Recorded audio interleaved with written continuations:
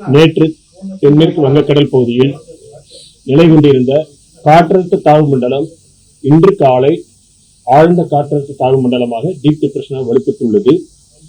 இது தொடர்ந்து நாளை மேற்கு வடமேற்கு திசையில் நகர்ந்து நாளை புயலாக வலுப்பெறக்கூடும். அதனைத் தொடர்ந்து தமிழக கடற்கரை பகுதிகளை நோக்கி நகரக்கூடும். இதன் காரணமாக தமிழக கடலோர பகுதிகளில் மழை தொடரக்கூடும்.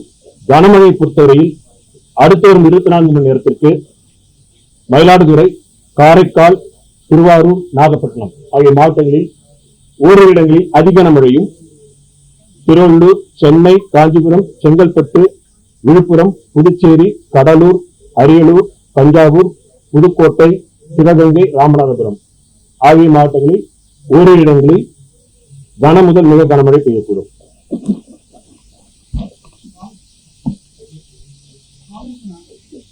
இருபத்தி 7ஆம் தேதி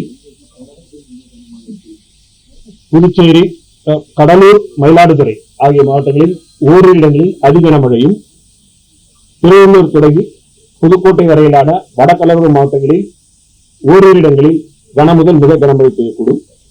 28ஆம் தேதி திருவள்ளூர், சென்னை, காஞ்சிபுரம், செங்கல்பட்டு, விழுப்புரம் மாவட்டங்களில் ஓரிரு இடங்களில் கன முதல் மிக கனமழையும், திருவண்ணாமலை, கள்ளக்குறிச்சி, கடலூர் மாவட்டங்களில் ஓரிரு இடங்களில் கனமழைக்கு வாய்ப்புள்ளது.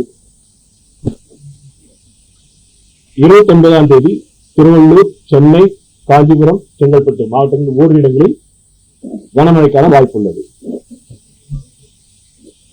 மீனவர்களுக்கான எச்சரிக்கையை பொறுத்தவரையில் 30ஆம் தேதி வரை மீனவர்கள் குமரிக்கடல், மன்னார் வளைகுடா, தமிழக கடற்கரை ஒட்டியுள்ள பகுதிகள், மத்திய மேற்கு வங்கக்கடல் மற்றும் தென்மேற்கு வங்கக்கடல் பகுதிகளில் சூறாவளி காற்று வீசக்கூடும் என்பதால் இந்த பகுதிகளுக்கு செல்ல வேண்டாம் என்று அறிவுறுத்தப்படுகிறார்கள்.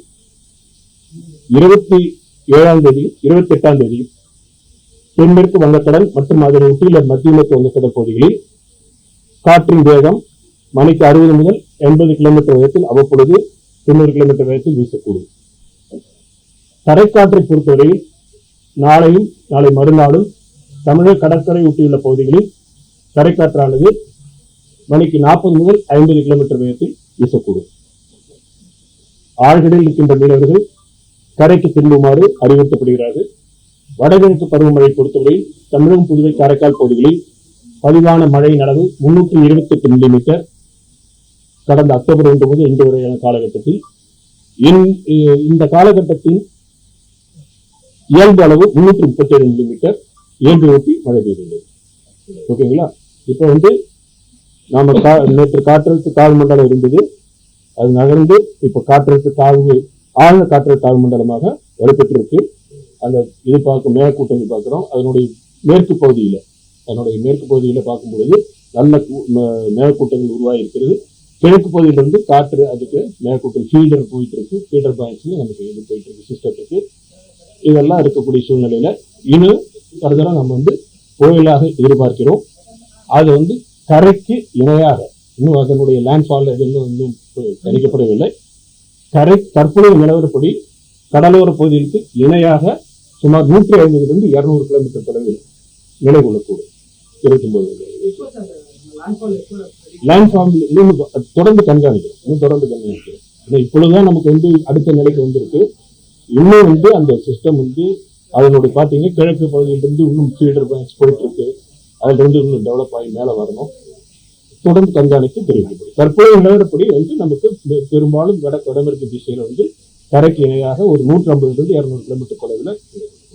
அதனால அது மையப்பகுதி. ஆனா மழையும் காற்றும் நம்ம எதிர்பார்க்கிறோம். அதாவது டெல்டாக்கு நோக்கி தமிழக கடற்கரை நோக்கி அதுல சிஸ்டம் பேரலா போகுது. ஸ்ரீலங்கா ஆமா, அதுக்கப்புறம் நமக்கு உள்ள வரும் கிளவுட். இந்த சிஸ்டத்துடைய சென்டர் இப்பவும் நம்ம பாக்குறோம் இலங்கை அந்த பகுதியில தான் இருக்கு. நமக்கு பார்க்கும் பொழுது கூட ஆனா அதுக்கான ஃபீட்பேக்ஸ் போகும் இல்லையா? நாகப்பட்டினத்துல 590 கிலோமீட்டர், அதே மாதிரி புதுச்சேரியிலிருந்து 710 கிலோமீட்டர், சென்னையிலிருந்து 800 கிலோமீட்டர் அது மையப்பகுதி. ஆனா அதற்கான மேற்கூட்டங்கள் செல்வதும் அந்த பகுதியில் இருக்கிறதும் உங்களுக்கு இதுவா இருக்கு. அதை தவிர்த்து பார்த்தோம்னா நம்ம சிஸ்டத்துல இப்போ கடலுடைய வெப்பநிலை சி சர்ஃபேஸ் டெம்பரேச்சர் சொல்லக்கூடியது நல்ல ஒரு 28 டிகிரிலிருந்து இருந்தால் அது ஒரு சாதகமான நிலை. மேலும் காற்று நேற்று சொன்னது கீழே குவிதல் மேலே விரிவடைது ரெண்டுமே பார்த்தோம்னா நல்ல இப்போ கீழே குவித இடத்துல கிட்டத்தட்ட நல்ல நிறைய இருக்கக்கூடிய அளவில் பார்க்குறோம். மேலே விரிவடைகிற பகுதியும் பார்க்கிறோம். மேலே அது மஞ்சளோடு இருக்கக்கூடிய பகுதி மேலே விரிவடைகிறது. ஸோ அந்த காற்று குவிதலும் விரிவடையும் பகுதியும் ஒரே நேர்கோட்டில் இருக்கும் பொழுது இன்னும் சிஸ்டம் நல்லா அலைன் ஆகிறதுக்கு சான்சஸ் நிறைய இருக்கு. அதை தவிர்த்து இப்போ காற்று திசை மாறும் பகுதி, அதாவது காற்றின் வேகமோ திசையோ மாறும் பொழுது அது அந்த சிஸ்டத்தை பிரிக்கலாம்.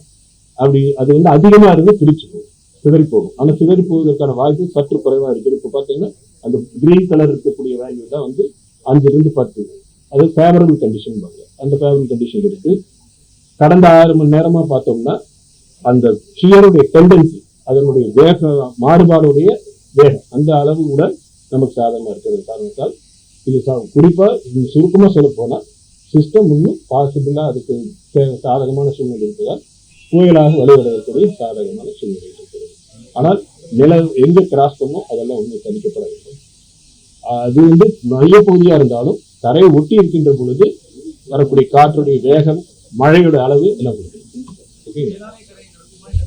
தான் சொல்றோம். இன்னும் அதை பற்றி கரை கடப்பதை பற்றி இன்னும் குறிப்பிட இன்னும் தணிக்கப்படவில்லை. புலகு நிலைக்கு 150 to 200 கிலோமீட்டர் தொலைவில் பேரலா வரும் 29ஆம் தேதி வரைக்கும். அது வரைக்கும் சொல்லுது. தொடர்ந்து கண்காணிப்பு புயலாக மாறுது. அது கொடுத்தது புயலாக மாறுது. அது கொடுக்கும் நிறைய கிடைக்கிறது.